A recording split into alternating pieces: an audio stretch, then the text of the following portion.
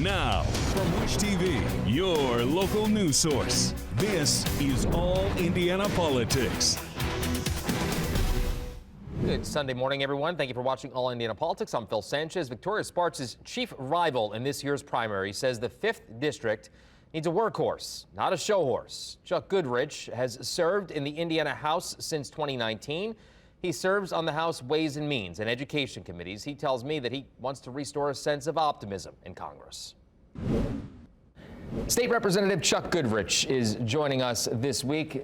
State Representative, good to see you. Thank you so much for being here in studio. You are running for the 5th Congressional District. Obviously, a lot of candidates in this one. Why do you think you're the right person for the job? No, thanks, Phil. Thanks for the invite. I think about that race. First of all, it's a huge honor. It's a huge honor, and I'm very humbled to run and serve the people of the Indiana 5th District. So, I really think of a quote that really means a lot to me, and that is, a pessimist sees the difficulty in every opportunity, but an optimist sees the opportunity in every difficulty.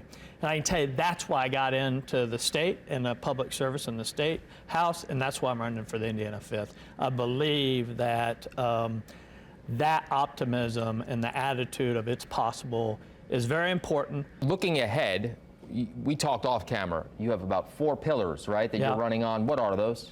The reason I run, the reason I told you about this optimism, and when I think about why I run for Congress, and I can tell you that you run for Congress to build people up, to lift people up, give them a hand up. That's what America's about. It's not about this identity politics and running to the nearest media and complaining. It's really about giving people opportunity.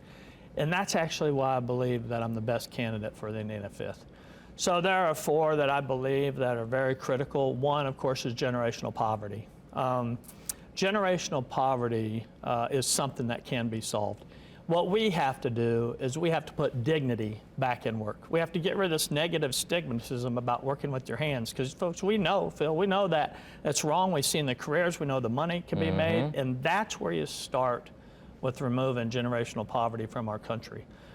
Second thing, of course, is we got to get rid of some of this regulation from Congress and Biden that has been piled on businesses and on people's liberty.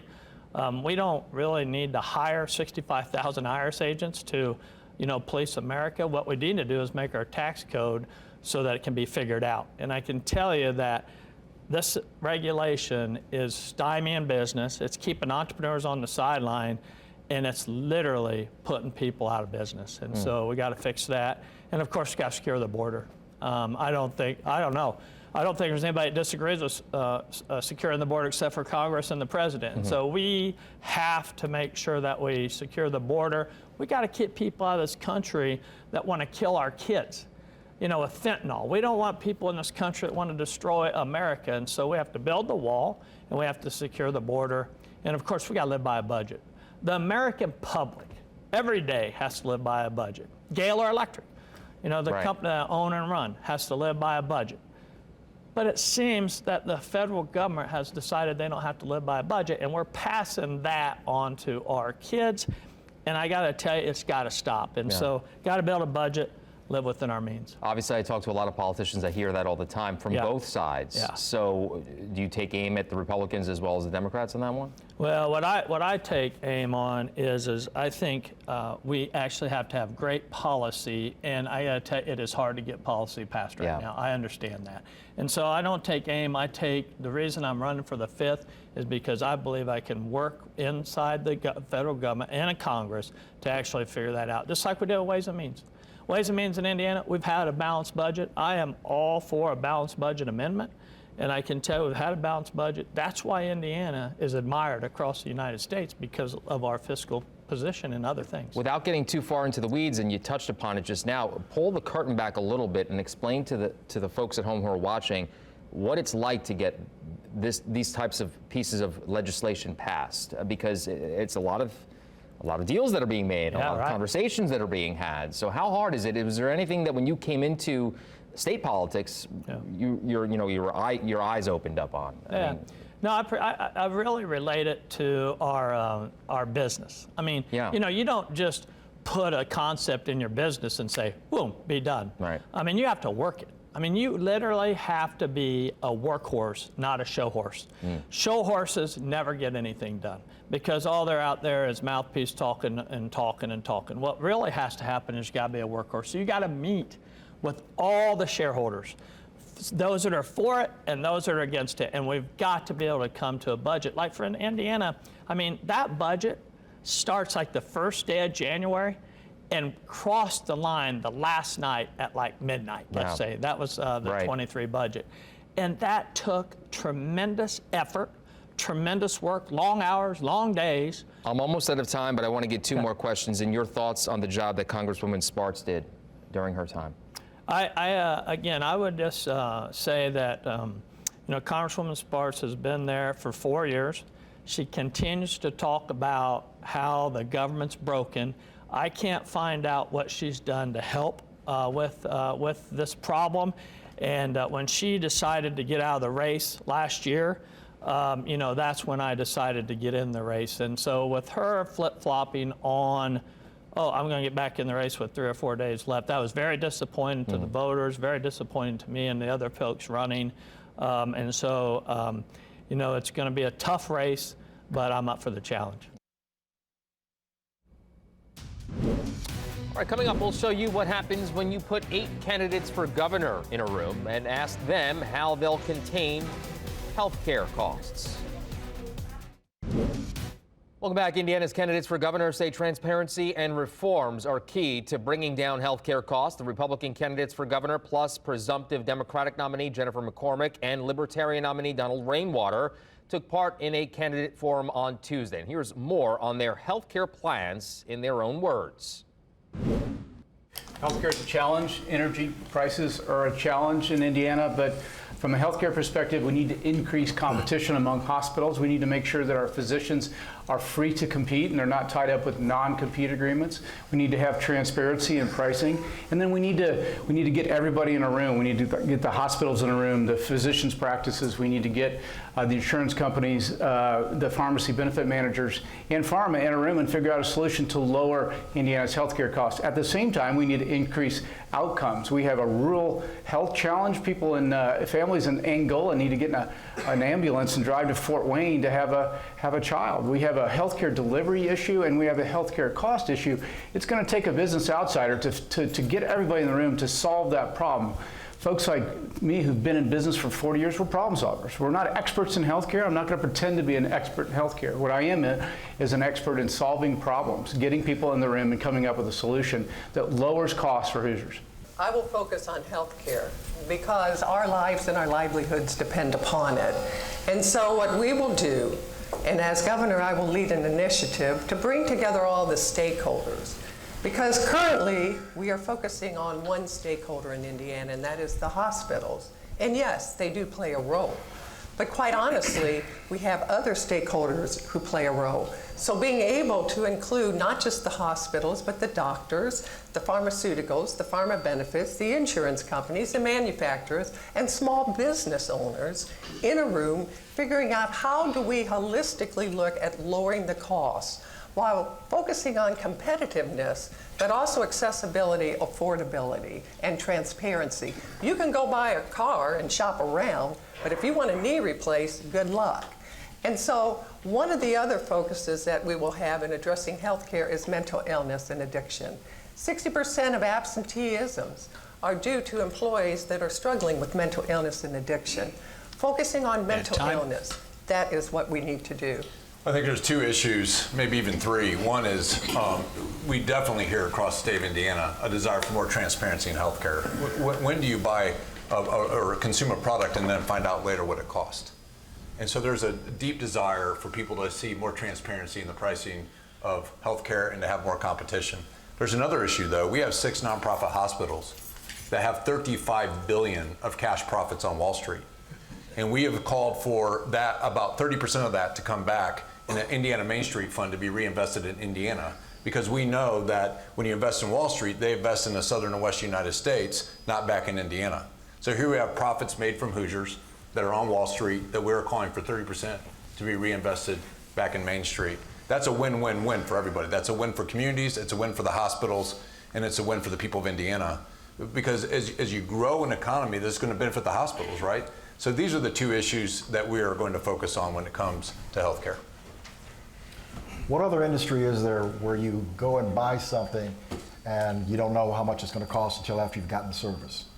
If you get an airline ticket, you're going to go to fly to Chicago. You get the flight and you come back later and find out what it was costing. Nobody does that.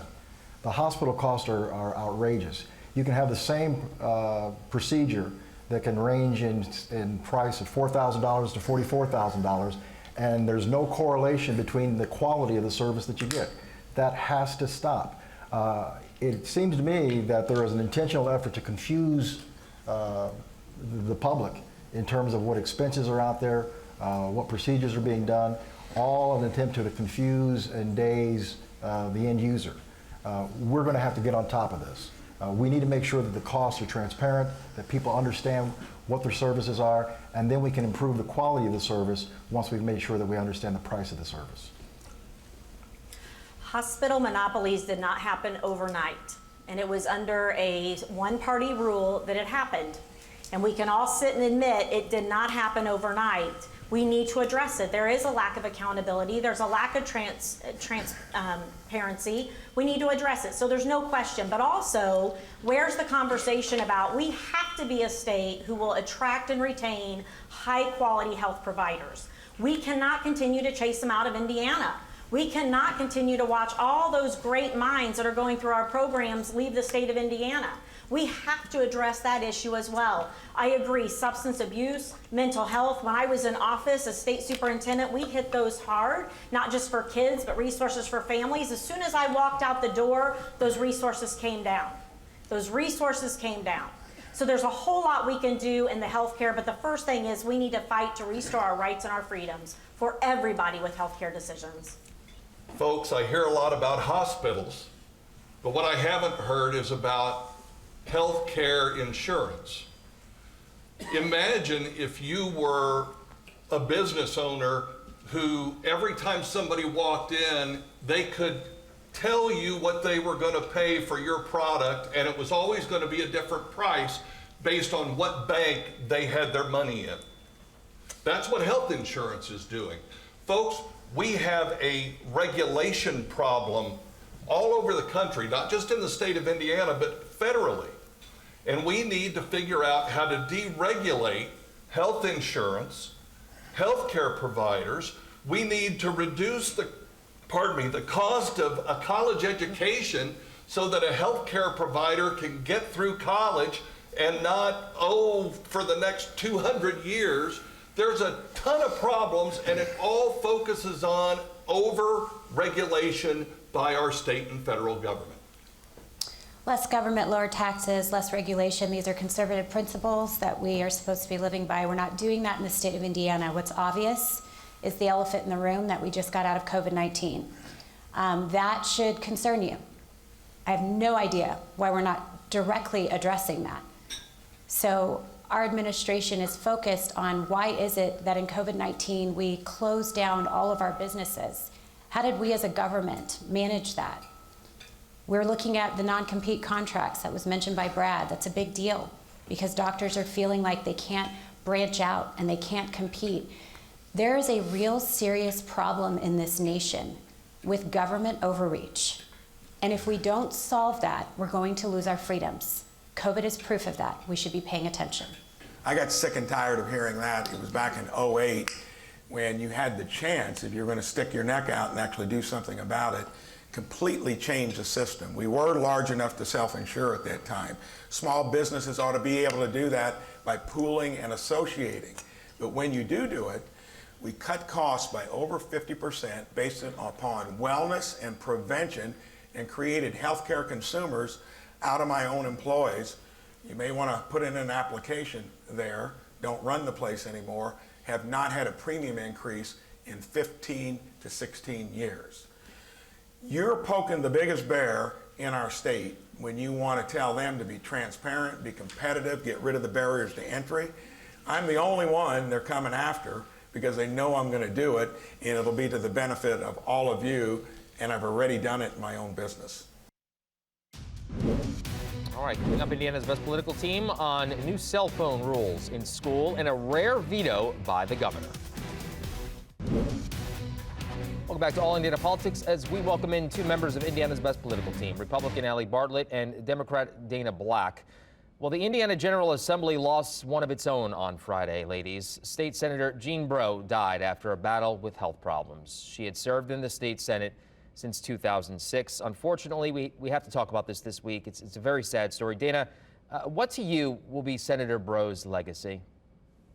Absolutely, and thank you for taking the time to acknowledge someone who served our community honorably. I happen to know her personally, and her legacy will always be leaving the ladder down for the next young lady who wants to do something in Indiana to improve lives. She was generous with her time. She was a great mentor. It didn't matter how old you were, young or old, she was there to offer some advice.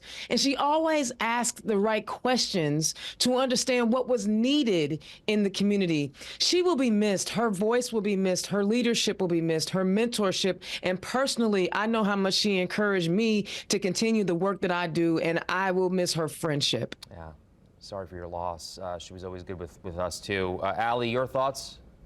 Yeah, I couldn't agree more, honestly. She has been a staple at the legislature for so many years. I had the pleasure of working with her when I was on House staff on some of the Power Women's Caucus initiatives, which is a bipartisan women's caucus. And she was always a joy to have around and a wealth of knowledge and experience. So she will certainly be missed. No doubt about that. All right. Well, thank you for sharing those thoughts, ladies. On Monday, Governor Eric Holcomb issued what likely will be the final veto of his career. He rejected the compromise anti-Semitism bill because it did not, in his words, directly reference the 11 examples of anti-Semitism identified by the International Holocaust Remembrance Alliance. He then issued a proclamation against anti-Semitism that did so. Allie, what do you make of that decision? Yeah, it's not entirely unexpected. The way that the House originally wrote the bill did include the IHRA examples, and I know that that was an important factor in many discussions throughout the iterations of the bill. The bill as it passed obviously was a good effort toward achieving this goal of promoting anti-Semitism in the state of Indiana, but I think it is understood widely why he made this choice, and issuing the proclamation kind of just reinforced that. Dana, same question. Yeah, I actually agree with Allie, but for slightly different reasons. Even though he vetoed it, doesn't mean it's going to stick because they have the ability to override his veto. Right. But that being said, I'm glad he vetoed it because it didn't include why not we define what Islamophobia is, and why are we singling out one particular religion that we are going to define as hate speech, but not the others. And I think that was the biggest problem for me was, wait a second, unfortunately people who serve Islam are getting the same level of backlash as our folks in the Jewish community. I believe that we should talk about all of it and nobody should be discriminated against. Well, speaking of legislation, the governor recently signed a bill to prohibit students from using cell phones in the classroom. And I'm almost out of time, but I want to get your thoughts on this one as well. Dana, we'll go to you first on this, about 30 seconds. I think this is a good thing. It's one less thing that teachers have to worry about. They're already underpaid and overworked, so they shouldn't have to police how kids are using their cell phones. I understand they're going to be there for emergencies, but teachers got enough to do. So take them away so kids can pay attention. Allie? Yeah, not much disagreement amongst us today. I think it's a good thing. And also I like that it leaves flexibility to the school corporations to determine how best to implement the policy. So while it does provide uniformity across the school corporations that the ban must be in place, it does leave a level of flexibility for how it's implemented. Yeah.